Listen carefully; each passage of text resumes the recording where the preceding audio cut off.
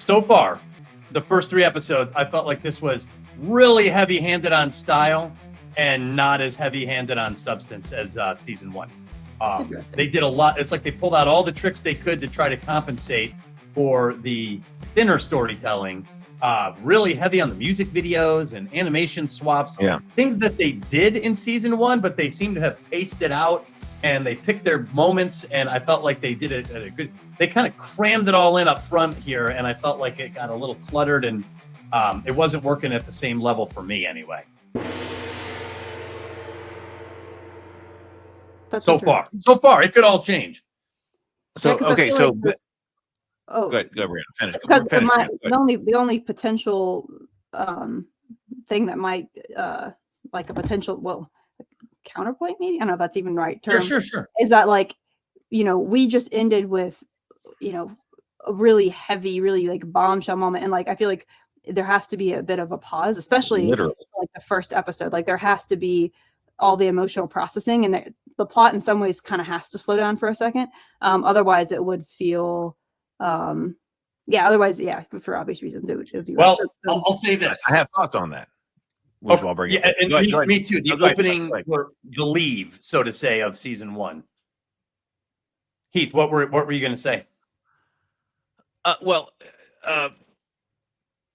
me bring up what Better with Bacon says here. Better with Bacon says, completely agree. It's a complete story. We didn't need more. Sable and I said as much in our stream from Sunday, and I was going to bring that up. Okay, that's interesting. I don't feel that way because I had never thought about that before, and it leads into what you were talking about, Brianna. That in retrospect, season 1 is a complete story. Now it doesn't seem that way, but she launches the missile or the whatever, the rocket propelled grenade or whatever it is into the council chamber, and it breaks the glass and you end. Mm-hmm. Okay, so now what happens next? I definitely wanted to know. Right. But there is a line, right, for sure. There is a line that Jinx speaks in episode 2. I rewatched a little bit of episode 2 before I started this again. And it's when Jinx is talking to Silco's corpse underwater. And she says, well, it's all gone to shit. But that's exactly what you knew at the end of season 1. Like, what happens after that rocket-propelled grenade or whatever it is goes through the window of the council chamber? That's it. So in that sense, it's an expected end. Like, what happens after that? At the end of season 1, Chaos won. Jinx broke free. She launches this missile. What happens after that? Chaos, war, all of that. In a sense, how the story is going to go. And I hadn't really thought about that before until she said that word. And until she said that line, and I was like, that's right. That was obvious after season 1. And that's why you ended on that Chaos won. And now it is, everything's crazy. I mean, of course, everything could be crazy after that because that happened, everything is crazy. Yeah, I had a feeling, especially watching episode 1, of just like this, how would I describe it? This sort of like horrible inevitability, like you see the path that's coming, and you want it to not happen, but it's like, just because, and that's what I appreciate so much about this show is how human it is and how like it's just such a painful reflection of cycles of violence and things like that. And so like you just like you understand the decisions these characters are making even when you don't agree with them. Well, that's part of what made Arcane so great is everyone had shades of darkness there. Everyone. Yeah, and you're seeing, especially with Vi and Caitlin, with our lead up to season 2, you're seeing a dark path, especially Caitlin. You're like, oh God, but you understand why she is that way. You understand why things are going in the direction they're going because you're like, I've seen that happen, in real life, in human civilization so many times, and you don't want it to happen, but it's like it's happening anyway.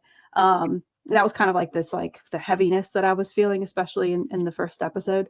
It's just like Yeah, like you're like, no, you want things to go in a different direction, but you know it's not going to. It's like this cycle that just perpetuates itself. Well, I felt like so it opens up with the wreckage, of the council chamber and all that.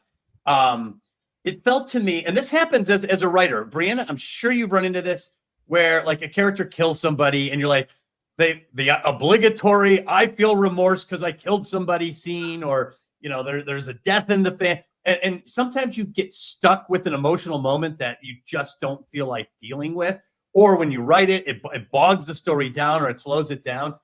I felt that the writers were almost stuck with the opening sequence. We're like, okay, she blew up the council chamber. Now we're stuck with dealing with this aftermath, where you're leading off with this sort of, oh my God, this is so bad. This is really bad. I mean, look at all the wreckage. This is so bad.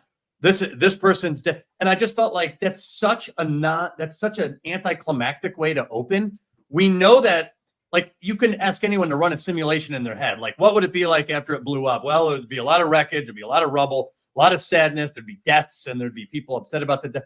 I feel like all of that is so obvious and easily known that this story would have benefited by skipping that. Not entirely. You can go back to it. You can revisit issues. You can see where the characters are. You can catch up with them.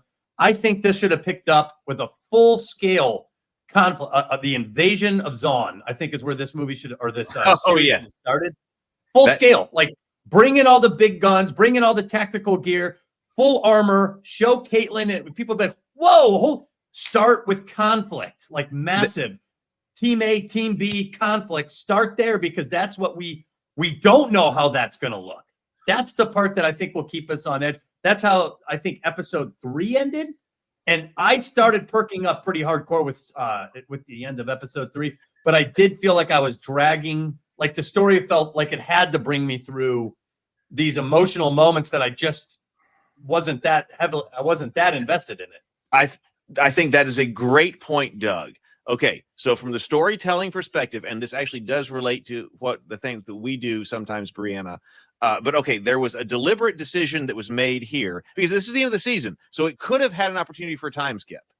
If you didn't, but we have like no time skip here. So there was a deliberate decision made immediate, you're right, that we are going to follow season 2 like immediately to the second, or whatever, following season 1.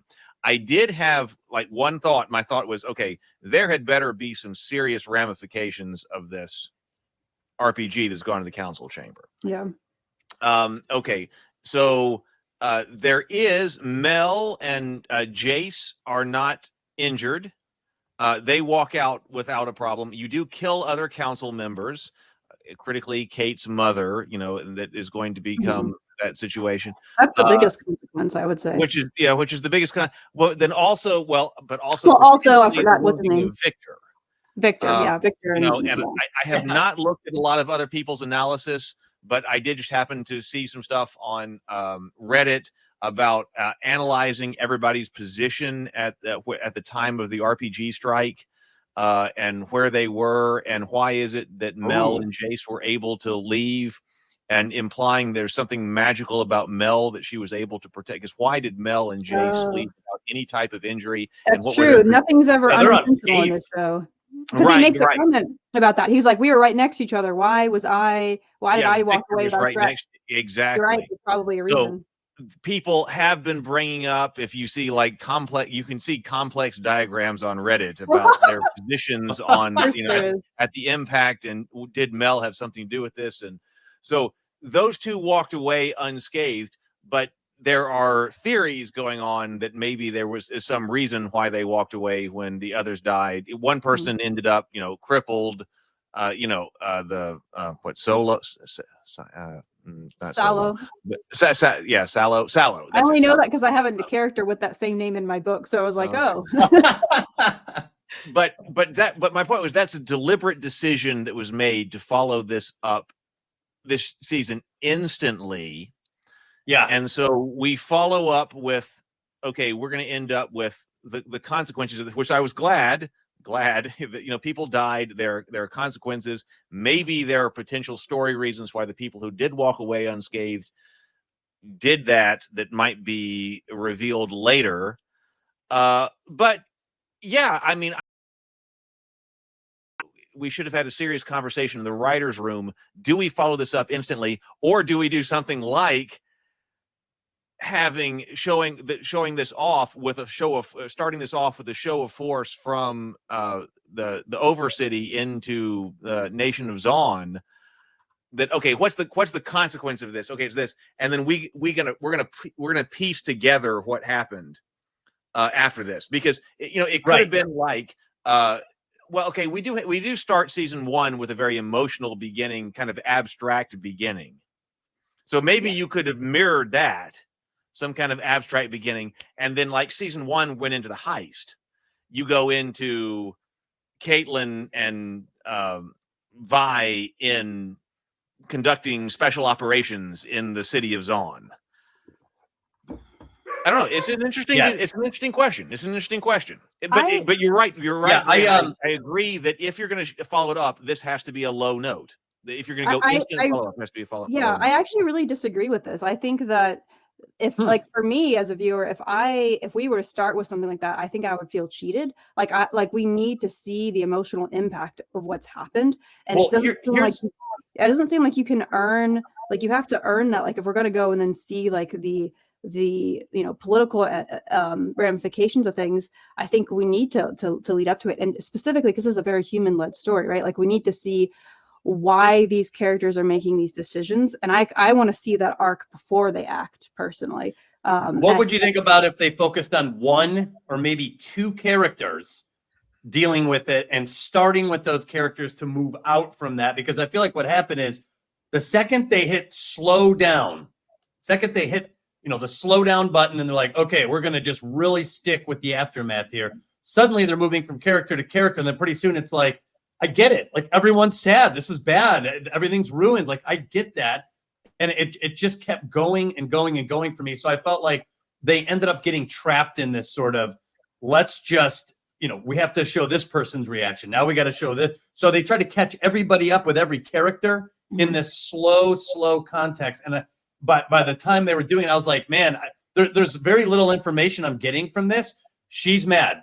I figured she'd be mad. Oh, her mom died. She's going to be upset at that. I get that. I figured she'd be upset about that. So like there was nothing that was necessarily exciting me or surprising me. It was just like obligatory. This is bad. There's a lot of chaos. Everyone's sad. They want vengeance. It seemed a little predictable for me as far as watching it goes.